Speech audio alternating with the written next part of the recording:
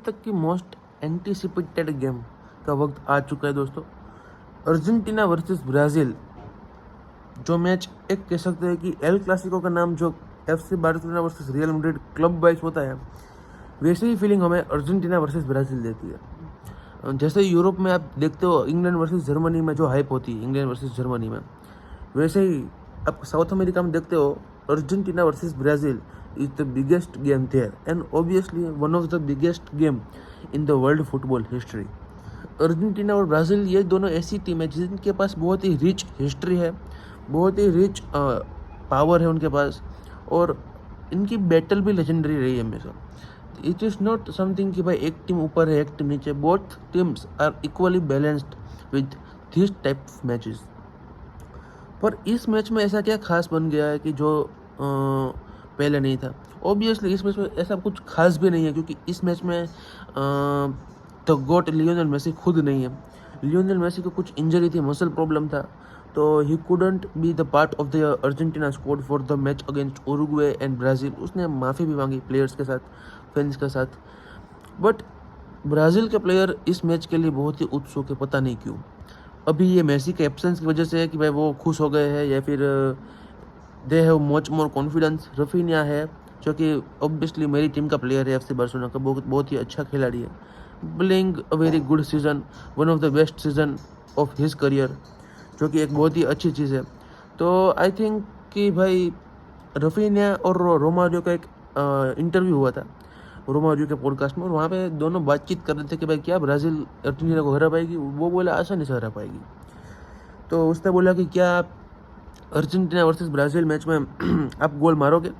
उसने बोला आसानी से मार दूंगा।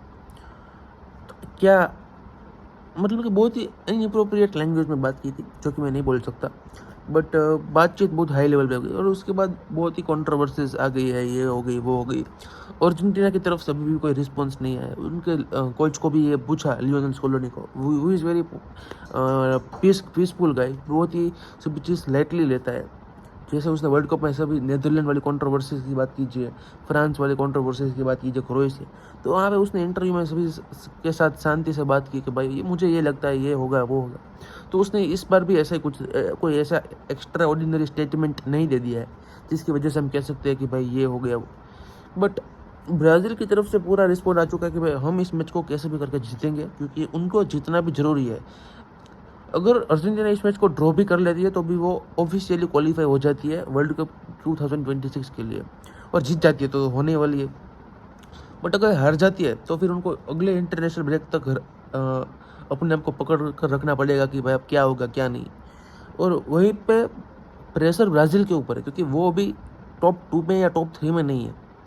तो अभी उनके लिए प्रेशर है कि भाई क्या वो क्योंकि अगर सामने उरुग्वे जीत जाती है तो वो उनसे आगे पहुंच जाएंगे, पॉइंट्स का बहुत ज़्यादा डिफरेंस नहीं है। तो ब्राज़ील के ऊपर पूरा प्रेशर रहेगा कि इस मैच में आपको कैसे भी करके डू और डाई मैच की तरह इस मैच को खेलना होगा। मैच भी बहुत ही टफ ओपोनेंट के सामने है, अर्जेंटीना के सामने है, जिनका रेस्ट डिफेंस बहुत ही one of the best in the world है, कंट्री वाइज, नेशनल वाइज। और अटैक में लियोनेल मेसी की एब्सेंस है, लोटारो मार्टिनेज की एब्सेंस है, जो कि बहुत ही बड़ी एब्सेंस है। बट हुलियन अल्वारेज का फॉर्म देखते हुए, Thiago Almada who is rising star कह सकते हो आप, जूलियानो सिमियोनी का आपने इस्तेमाल किया है। तो डीपॉल को लास्ट मैच में रेस्ट दिया था, पता नहीं वो खेलेगा कि नहीं खेलेगा, but I think he could भी प्ले। मकालेस्टर और एंजो फर्नांडिस। तो I think Argentina is ready to face Brazil. तो क्या लगता है कि इस मैच में ब्राज़ील किस तरह से उतरेंगी? तो मुझे लगता है कि इस मैच में ब्राज़ील को कुछ नया ट्राई करना चाहिए। रोड्रिगो, विनीसियस और रफीनिया तो है ही, और मिडफील्ड में आपके पास जोलिंटन होगा, ब्रूनो गुमारेस होगा, और शायद से इडरसन हो सकता है, हाँ इडरसन ही होगा शायद से। तो I think this is going to be the three of midfield. Back में आपको मार्किनेस के साथ गैब्रियल देखने को मिलेगा, इमर्सन या फिर कोई मुझे नहीं पता वहाँ पर राइट बैक पे कौन खेलेगा। और आपके पास गोलकीपर तो एलिसन है या फिर कौन होगा, क्योंकि उसकी हेड इंजरी हो गई थी। तो बट दोनों ही टीम्स की लाइनअप अच्छी है, ऐसा नहीं है कि भाई एक टीम की लाइनअप इतनी अच्छी नहीं है ना। यहाँ पे अगर लियोनेल मेसी और लोटारो मार्टिनेज और होते तो ऑब्वियसली मैं अर्जेंटीना को थोड़ा अपलिफ्ट करता, क्योंकि भाई लियोनेल मेसी आपकी टीम में है भाई, ऑब्वियसली।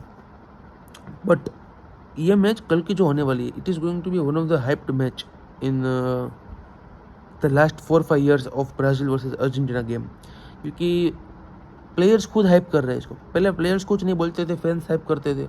इस बार फैंस चुप थे और प्लेयर्स ने खुद ही हाइप कर दी है इस मैच को। मतलब कि player would be eight there peak in every aspect of the game while going in this match, क्योंकि बहुत ही अच्छा कॉन्सेंट्रेशन लेवल होगा।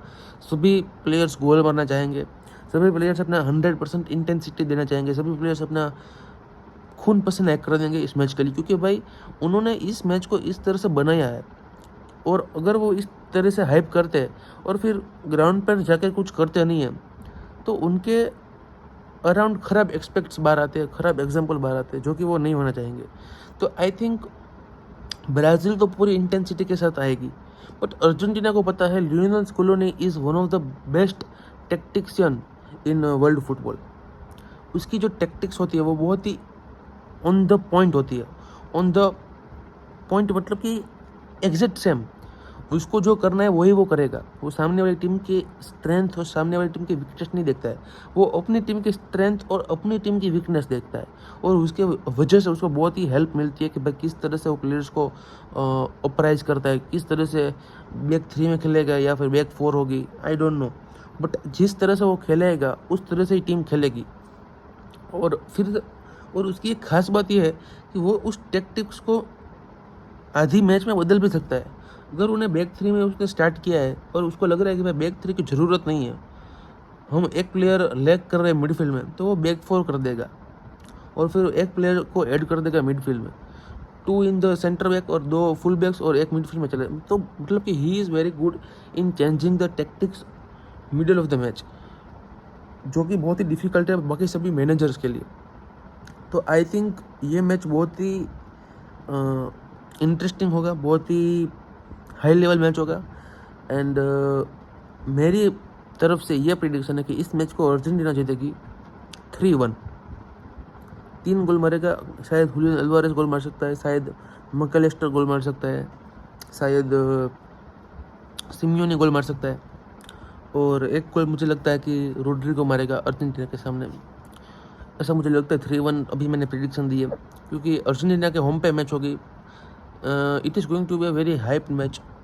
Brazil will go all in this match, क्योंकि उनको जीतना है कैसे भी करके। They are not happy with the draw, but Argentina is happy with the draw, इसलिए वो इतनी इंटेंसिटी पहले हाफ में नहीं दिखाएगी मेरे हिसाब से। But God knows what going to happen. But देखते क्या होता है क्या नहीं। मिलते हैं नेक्स्ट वीडियो में, तब तक के लिए टेक केयर।